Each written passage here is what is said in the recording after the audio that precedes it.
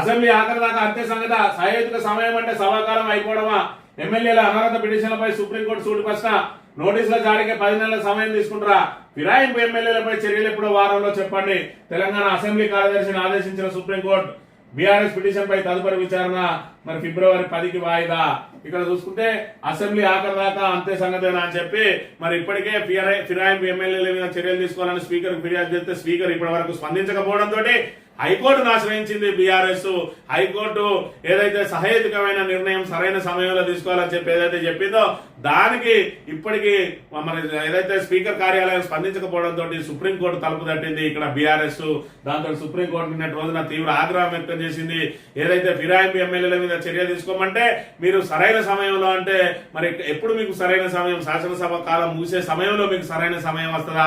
మీకున్న విస్తృతాధికారాన్ని ఈ విధంగా దుర్వినియోగం చేయడం తగదు. మరి మీకు ఏదైతే ఇక్కడ ఫిర్యాదు ఇచ్చిన తర్వాత వాళ్ళకు నోటీస్ ఇవ్వడానికి 10 నెలల కాలం పడుతుందా అని చెప్పి తీవ్ర ఆగ్రహం వ్యక్తం చేసి మరి వారం రోజులలో మీకు సమాధానం చెప్పాలి అని చెప్పి మరి నెల 10కి వాయిదా వేసింది. ఖచ్చితంగా సుప్రీంకోర్టు ఈ విషయంలో సీరియస్ గా ఉన్నాయి కాబట్టి ఖచ్చితంగా ఫిరాయింపు ఎమ్మెల్యేల మరి ఇక్కడ వాళ్ళ పదవులు ఊడిపోక తప్పదు. ఆ పదవులు ఊడిపోయిన తర్వాత ఉప ఎన్నికల్లో కాంగ్రెస్ కు ఘోర పరాజయం తప్పదు. ఎందుకంటే వాళ్ళ పోల్ చూస్తూనే ఉన్నాం.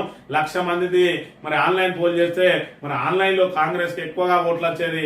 ఈ రోజు వాళ్ళు పెట్టిన ట్విట్టర్ హ్యాండిల్ సొంత హ్యాండిల్ మీద పెట్టుకుంటేనే అధికారిక హ్యాండిల్ మీద పెడితేనే 70% మంది ప్రజలు వ్యతిరేకంగా ఓటేసిందంటే ఈ ఎమ్మెల్యేల పరిస్థితి ఏందో ఇప్పుడు ఇక్కడ అర్థం చేసుకోవాలి. మరోవైపు స్థానిక సంస్థలలో గెలిచే అవకాశం లేదనే తర్జన భర్జన పడతా ఉంటే మరి ఇక్కడ మూలిగే నక్క మీద తాటిపడి పడ్డట్టు కాంగ్రెస్ మీద మళ్ళీ ఈ ఫిరాయింపు ఎమ్మెల్యేల బాంబు పడబోతా ఉన్నదనే విషయాన్ని కూడా మనం ఇక్కడ ప్రధానంగా గమనించాలి.